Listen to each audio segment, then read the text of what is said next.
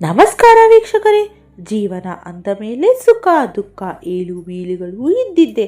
ಆದರೆ ಕೆಲವೊಮ್ಮೆ ನಮ್ಮ ಜೀವನದಲ್ಲಿ ಅಂತಹ ಒಂದು ಕಷ್ಟ ಬಂದು ನಿಲ್ಲುತ್ತದೆ.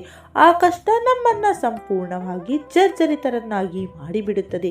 ಏನು ಮಾಡಬೇಕು, ಮುಂದೆ ದಾರಿ ಏನು ಎಂದು ತೋಚದಂತಾಗುವ ಪರಿಸ್ಥಿತಿ. ವೀಕ್ಷಕರೇ, ನಂಬಿಕೆ ಇಲ್ಲದವರು ಸಹ ಕಷ್ಟ ಬಂದಾಗ ದೇವರನ್ನ ನೆನೆಯುತ್ತಾರೆ.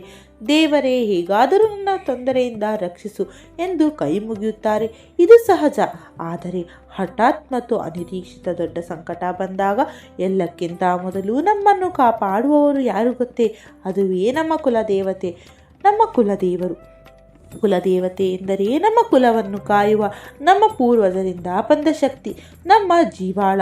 ನಾವು ಕಷ್ಟದಲ್ಲಿದ್ದಾಗ ತಾಯಿಯಂತೆ ಓಡೋಡಿ ಬರುವ ಶಕ್ತಿಯದು. ವೀಕ್ಷಕರೇ, ಇಂದಿನ ವಿಡಿಯೋದಲ್ಲಿ ನಾನು ನಿಮಗೆ ಒಂದು ಅತ್ಯಂತ ಸರಳ ಆದರೆ ಅಷ್ಟೇ ಶಕ್ತಿಶಾಲಿ ಪರಿಹಾರವನ್ನು ಹೇಳುತ್ತೇನೆ.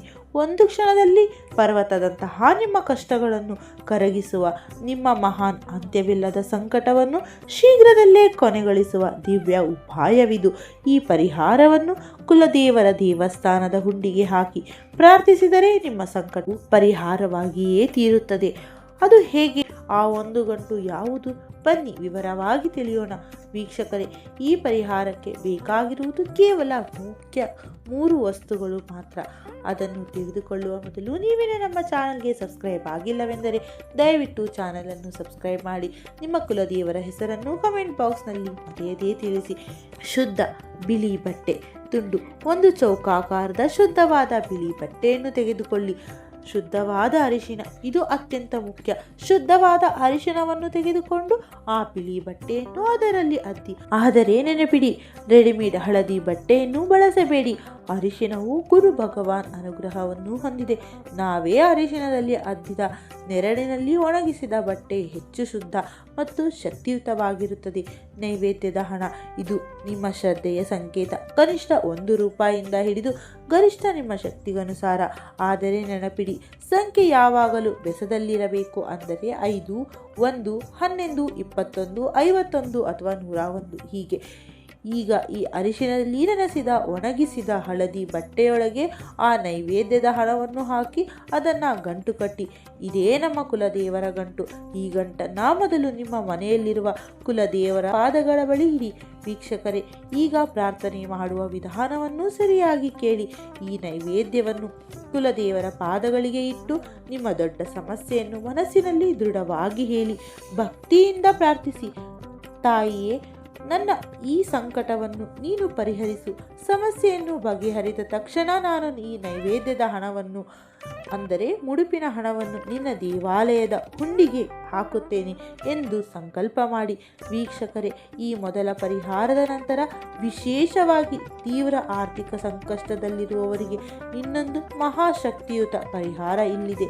ತಕ್ಷಣಕ್ಕೆ ತುಂಬ ಹಣ ಬೇಕಾದಾಗ, ದೊಡ್ಡ ಸಾಲಗಳನ್ನು ತೀರಿಸಬೇಕಾದಾಗ ಈ ಉಪಾಯವನ್ನು ಮಾಡಿ. ಶುದ್ಧ ಹಸುವಿನ ಹಾಲು ಖರೀದಿಸಿ ಮನೆಯಲ್ಲಿಯೇ ಅದನ್ನು ಕುದಿಸಿ ಅದಕ್ಕೆ ಸುವಾಸನೆಯ ಏಲಕ್ಕಿ, ಅತಿ ಕಡಿಮೆ ಕೇಸರಿ ಮತ್ತು ಬಾದಾಮಿ ಸೇರಿಸಿ ಸಕ್ಕರೆ ಹಾಕಿ ಹಾಲು ಸುವಾಸನೆಯಿಂದ ಕೂಡಿದಂತೆ ತಯಾರಿಸಿ. ಈ ದಿವ್ಯವಾದ ಹಾಲನ್ನು ನಿಮ್ಮ ಮನೆಯ ಸಮೀಪದ ಯಾವುದೇ ದೇವಸ್ಥಾನಕ್ಕೆ ತೆಗೆದುಕೊಂಡು ಹೋಗಿ ದೇವರಿಗೆ ನೈವೇದ್ಯ ಮಾಡಿ. ನೈವೇದ್ಯವಾದ ನಂತರ ಅಲ್ಲಿಗೆ ಬರುವ ಭಕ್ತರಿಗೆ ಈ ಹಾಲನ್ನು ಪ್ರಸಾದವಾಗಿ ದಾನ ಮಾಡಿ. ನೀವು ಈ ಹಾಲಿನ ದಾನ ಮಾಡಿದಾಗ ಆರ್ಥಿಕ ತೊಂದರೆಗಳು ತಕ್ಷಣ ಪರಿಹಾರವಾಗಲು ದಾರಿಗಳು ತೆರೆದುಕೊಳ್ಳುತ್ತವೆ. ನಿಮಗೆ ತಕ್ಷಣ ಬೇಕಾಗಿರುವ ಹಣವನ್ನು ಪಡೆಯುವ ಸಾಧ್ಯತೆಗಳು ಹೆಚ್ಚಾಗುತ್ತವೆ. ಸಾಧ್ಯವಾದರೆ ಇದೇ ಹಾಲನ್ನು ತಯಾರಿಸಿ ಮಕ್ಕಳ ಆಶ್ರಮಕ್ಕೂ ದಾನ ಮಾಡಿ. ಈ ಪ್ರಾರ್ಥನೆ ಮಾಡಿದ ಕೆಲವೇ ದಿನಗಳಲ್ಲಿ ನಿಮ್ಮ ತೊಂದರೆಗಳು ಖಂಡಿತವಾಗಿಯೂ ಪರಿಹಾರವಾಗುತ್ತವೆ. ಇದರಲ್ಲಿ ಯಾವುದೇ ಸಂಶಯವಿಲ್ಲ. ಏಕೆ ಗೊತ್ತಾ? ಏಕೆಂದರೆ ನಿಮ್ಮ ಕುಲದೇವರೇ ನಿಮ್ಮ ಕುಲವನ್ನು ಕಾಪಾಡಲು ಇದ್ದಾರೆ. ನಿಮ್ಮ ಸಮಸ್ಯೆ ಪರಿಹಾರವಾದ ತಕ್ಷಣ ನೀವು ಏನು ಮಾಡಬೇಕು? ದೃಢ ಸಂಕಲ್ಪದಂತೆ ತಕ್ಷಣ ಕುಲದೇವರ ದೇವಸ್ಥಾನಕ್ಕೆ ತೆರಳಿ ದೇವರಿಗೆ ವಿಶೇಷ ಪೂಜೆ ಸಲ್ಲಿಸಿ ಮತ್ತು ನೀವು ಸಂಕಲ್ಪ ಮಾಡಿದ ಆ ನೈವೇದ್ಯದ ಹಳದಿ ಗಂಟನ್ನು, ಅಂದರೆ ಮುಡುಪಿನ ಗಂಟನ್ನು ದೇವರ ಹುಂಡಿಯಲ್ಲಿ ಹಾಕಿ ನಂತರ ಶುಭವಾದ ಒಂದು ನಾಣ್ಯ ಅಥವಾ ನೋಟನ್ನು ಪ್ರತ್ಯೇಕವಾಗಿ ಇಟ್ಟು ಅದನ್ನು ನಿಮ್ಮ ಹಣದ ಚೀಲದಲ್ಲಿ ಇರಿಸಿಕೊಳ್ಳಿ. ವೀಕ್ಷಕರೇ, ಈ ಪರಿಹಾರವನ್ನು ಸಂಪೂರ್ಣ ವಿಶ್ವಾಸ ಮತ್ತು ಭಕ್ತಿಯಿಂದ ಮಾಡಿ.